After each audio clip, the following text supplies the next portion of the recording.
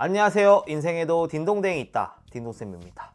지난 시간에는 토의와 토론이 어떻게 다른지 살펴봤었는데 주제의 형태 자체가 달랐었죠. 토의는 현장 체험학습을 어디로 갈까? 이런 식으로 질문 형태고, 토론은 거기서 나온 결론을 가지고 현장 체험학습으로 롯데월드를 가자, 이렇게 뭐뭐 하자 또는 뭐뭐 해야 한다와 같은 형식입니다. 오늘은 이와 같은 논제에 대해서 좀 더 자세히 알아보고 토론 개요서는 어떤 식으로 써야 하는지 살펴보겠습니다.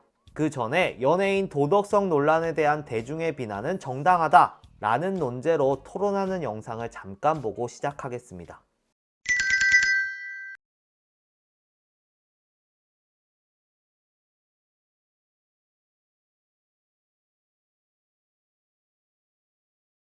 어때요? 치열하죠? 이게 토론입니다. 찬성 측에서는 아이들에게 미치는 연예인의 영향력을 생각했을 때 그에 걸맞은 도덕성을 요구하는 것은 정당하다고 주장하고 있습니다. 또한 무분별한 욕설이나 인신공격 같은 비난은 일부일 뿐이고 집단지성을 통해 그런 댓글들은 충분히 정화되고 걸러질 수 있다고 주장하고 있습니다. 반대 측은 연예인의 영향력은 인정하지만 그것이 개인의 사생활이 침해되면서까지 이루어지고 있는 비난을 정당화할 수는 없다고 주장합니다. 그러면서 비난이라는 단어를 찬성 측에서 너무나 폭넓게 쓰고 있다고 말합니다. 잘못된 점에 대해 지적하는 정도를 비난이라고 할 수 없고 무차별 욕설이나 인신공격성 발언을 비난으로 봐야 한다고 자신들의 입장에 유리하게 용어를 정의하고 있는 걸 볼 수 있습니다. 우리가 여기서 배워야 할 점은 두 사람이 계속 서로 사인하면서 어떻게 대응할지 수시로 전략회의를 하는 부분입니다. 자료조사를 아무리 많이 하고 상대방이 어떻게 나올지 어느 정도 예상을 하고 토론에 들어가서도 당연히 예상치 못한 공격이 들어옵니다. 그럴 때 당황하고 대처하지 못하면 지는 거예요. 빨리 서로 어떻게 할지 대책을 세워야 합니다. 찬성 측에서 티아라 놀이 사례를 들이밀었을 때 살짝 당황했다고는 했지만 곧잘 대응합니다. 티아라 왕따 사건 같은 경우 주변인의 폭로에 의해서 밝혀진 것이기 때문에 비난에 앞서 먼저 사생활 침해에 문제가 있진 않은지 따져봐야 한다는 식으로 대응하고 있어요. 또 용어 정의에 있어서도 팽팽하게 싸우죠. 용어를 어떻게 정의하느냐에 따라 완전히 유불리가 달라집니다. 비난이라는 단어를 폭넓게 피드백 정도로 사용하면 찬성 측에게 유리하죠. 잘못된 것에 대해서 좀 지적하는 걸 뭐라고 할 사람은 없을 테니까요. 근데 반대쪽에서는 그렇게 두지 않습니다. 비난을 좁게 정의해서 욕설이나 인신공격, 언어폭력으로 정의하면서 자신들에게 유리하게 끌고 가려고 하고 있습니다. 두 팀 모두 짧은 순간이지만 빠르게 판단해서 잘 대응하고 있어요. 정말 잘하네요. 여러분들도 이 정도 할 수 있죠? 충분히 할 수 있습니다. 같이 열심히 해보자고요. 논제로 가봅시다. 논제는 쉽게 논의해야 할 주제를 말해요. 문제 해결에 관한 어떤 제안이나 주장, 결론이라고 나와 있는데요. 저번 시간에 말씀드렸죠. 결론을 도출하기 위한 대화는 토의라고. 현장 체험학습으로 어디를 갈까? 어디든 무조건 정해야 되죠. 반면 토론은 달라요. 이미 나온 결론을 가지고 그것에 대해 찬성 측과 반대 측이 싸우는 거예요. 롯데월드로 정해졌으면 현장 체험학습으로 롯데월드를 가자. 이것을 가지고 토론하는 거예요. 그리고 토론은 일종의 검토 과정이라고 했었죠. 토론을 준비하고 실제로 해보면 그 주제에 대해 전문가가 된다고 했었습니다. 그만큼 그 주제에 대해 깊이 이해할 수 있게 되고 좀 더 합리적인 결정을 내릴 수 있는 준비가 되는 거예요. 토론의 논제는 토의 주제와 달리 질문 형태가 아니라 뭐뭐 해야 한다 혹은 뭐뭐 하자의 형식으로 진술해야 해요. 그래야 찬성 측과 반대 측이 나눠지겠죠? 그래서 사람을 문게 안락사 시켜야 할까? 가 아니라 사람을 문게 안락사 시켜야 한다 라고 해야 합니다. 이 논제로 잠깐 얘기해 볼까요? 여러분은 어떤 입장이세요? 찬성하는 어떤 친구는 재발의 위험이 있기 때문에 안락사 시켜야 한다고 하더라고요. 훈련이나 그런 프로그램을 진행해도 결국 본성을 이기지 못할 것이라고 하면서요. 반대하는 친구는 개가 아니라 주인을 처벌해야 한다고 그러더라고요. 입마개나 목줄을 제대로 하지 않아서 발생한 사고니까 주인 잘못이라고 하면서요. 그럼 어느 정도 처벌을 해야 적당할까요? 얼마나 심각하게 물렸는지에 따라 그건 달라지겠죠? 기억에 남는 의견은 주인이 직접 개를 안락사 시키도록 해야 한다는 거였어요. 그럼 재발도 막고 잘못한 주인에게 정신적인 고통을 줄 수 있으니까 일석이조라는 거죠. 물론 그건 좀 너무 심하다는 야유를 받았습니다. 아무튼 여러분들 토론 잘하시더라고요. 자료조사나 준비 없이 한 것이었는데도 이 정도면 제대로 준비해서 하면 정말 잘할 거예요. 기대가 돼요. 또한 논제는 현재의 상태를 바꾸는 쪽으로 진술해야 합니다. 지금 여자는 군대 안 가죠? 그러니까 논제는 여자도 군대를 가야 한다, 이렇게 해야 하는 거예요. 이미 안 가고 있는 상태인데 여자는 군대를 가면 안 된다, 뭔가 이상하잖아요. 그래서 반드시 현재의 상태를 변화시키는 쪽으로 논제를 만들어야 합니다. 사실 그래서 찬성 측이 좀 불리해요. 사람들은 뭔가를 바꾸려 하기보다 기존의 방식을 고수하고 유지하려는 습성이 더 강하거든요. 뭔가 큰 이익을 가져다 주지 않으면 웬만하면 그대로 있으려고 해요. 그래서 찬성 측에게 먼저 발언권을 줍니다. 먼저 발언할 수 있다는 것은 토론의 흐름과 방향을 설정할 수 있다는 것이기 때문에 굉장히 큰 메리트가 되거든요. 유리한 쟁점부터 먼저 시작할 수 있잖아요. 그래서 불리한 찬성 측에게 먼저 발언권을 주는 겁니다. 여자도 군대를 가야 한다, 이 논제에 대해서 하고 싶은 말 있나요? 이 논제는 민감한 주제라 그런지 머뭇거리던데 어떠세요? 오늘 나온 토론 논제에 대해서 생각이 있으면 자유롭게 댓글로 남겨주세요. 토론회 장을 한번 만들어 봅시다. 저는 개인적으로 여자는 군대를 가면 안 된다고 생각해요. 아니, 더 정확하게는 남자도 가면 안 돼요. 군대 자체가 없어져야 합니다. 남자들만 가니까 불공평하다, 여자들도 가게 하자, 이런 식의 투정으로는 문제의 본질에 이를 수 없습니다. 차라리 그 에너지를 군대를 없애는 데 씁시다. 그리고 전쟁을 없애는 데 씁시다. 한 명의 살인자가 죽여봤자 얼마나 죽이겠어요? 연쇄살인범도 기껏 해봐야 7, 8명밖에 못 죽이잖아요. 그런데요, 군대가 움직이면 단위가 달라요. 몇십만 명, 몇백만 명이 죽어요.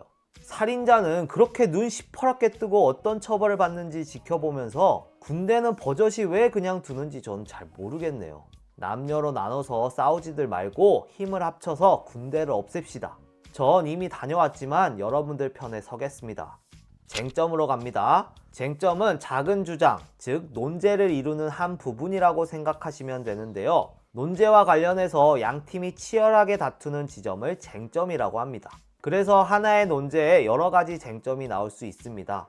자율주행차를 전면적으로 도입해야 한다라는 논제 아래 자율주행차는 안전한가? 와 같은 쟁점을 설정해 볼 수 있어요. 찬성 측은 뭐라고 주장하겠어요? 그렇죠, 안전하다라고 주장하겠죠. 그리고 그것을 뒷받침할 수 있는 근거를 찾아야겠죠.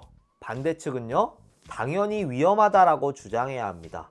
또 어떤 쟁점들을 뽑아볼 수 있을까요? 자율주행차는 이익이 많다라는 쟁점을 설정했다고 해봅시다.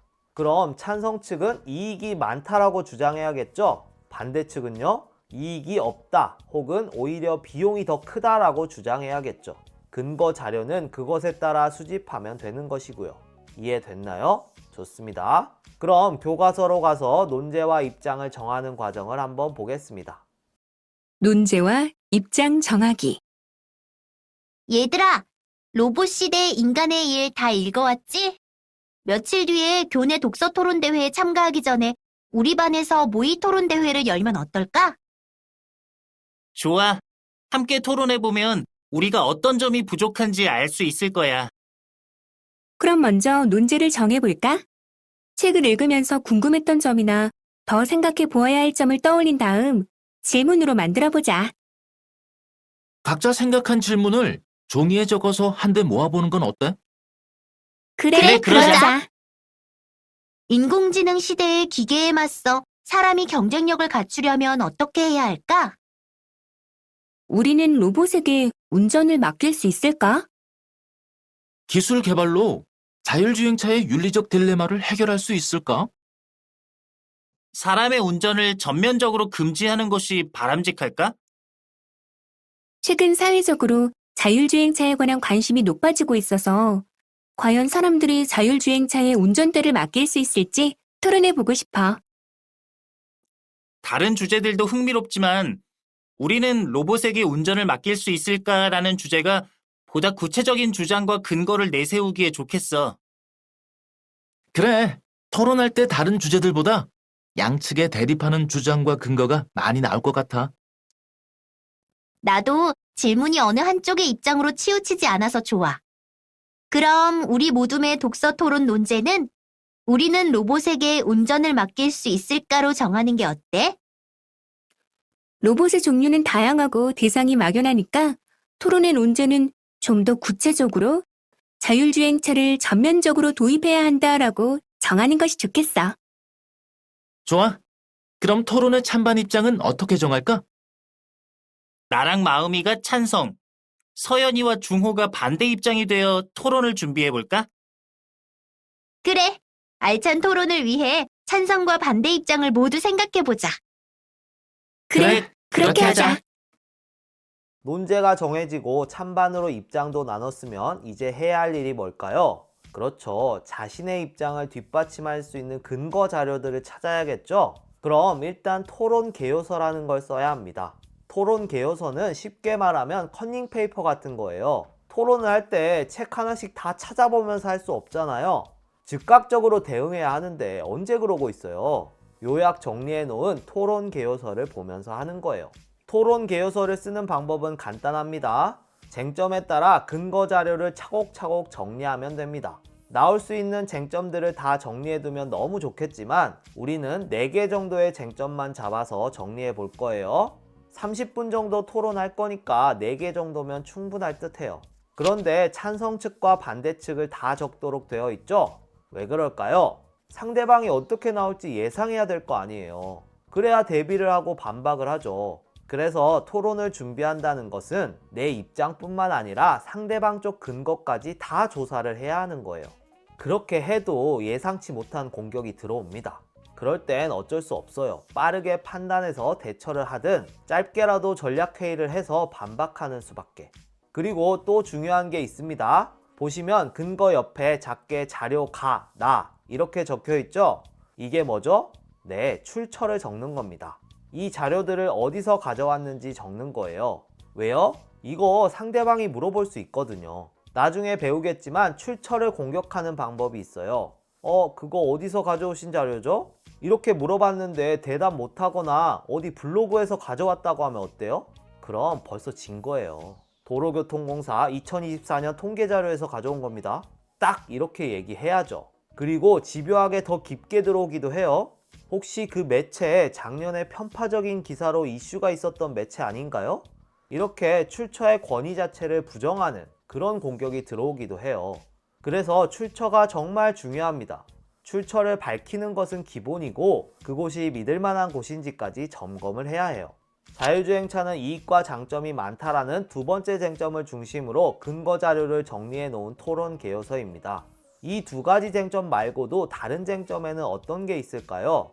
운전을 좋아하는 사람들로부터 예상되는 저항을 어떻게 할 것인가? 이런 쟁점을 뽑아볼 수 있겠죠? 찬성 측은 어떤 유인책을 써서 저항을 막을 수 있다고 주장해야 할 것이고 반대 측은 만만치 않을 것이라고 주장해야겠죠?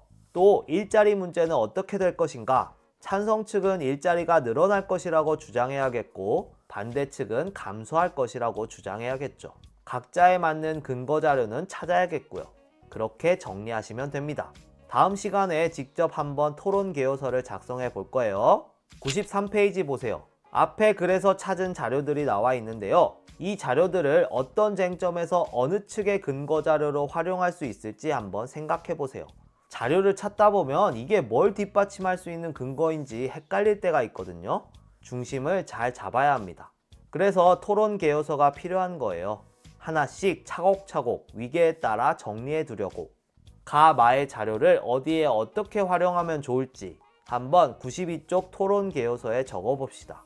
이것은 다른 매체에서 찾은 자료들인데요. 이 부분도 직접 여러분이 읽어보고 어떤 쟁점에 어느 부분의 근거로 쓸 수 있을지 생각해보고 적어봅시다. 이건 제가 정답을 가르쳐 드리지 않겠습니다. 스스로 판단해서 연결지어 보세요. 그럼 여기까지 딩동댕 딩동쌤이었습니다. 빠이.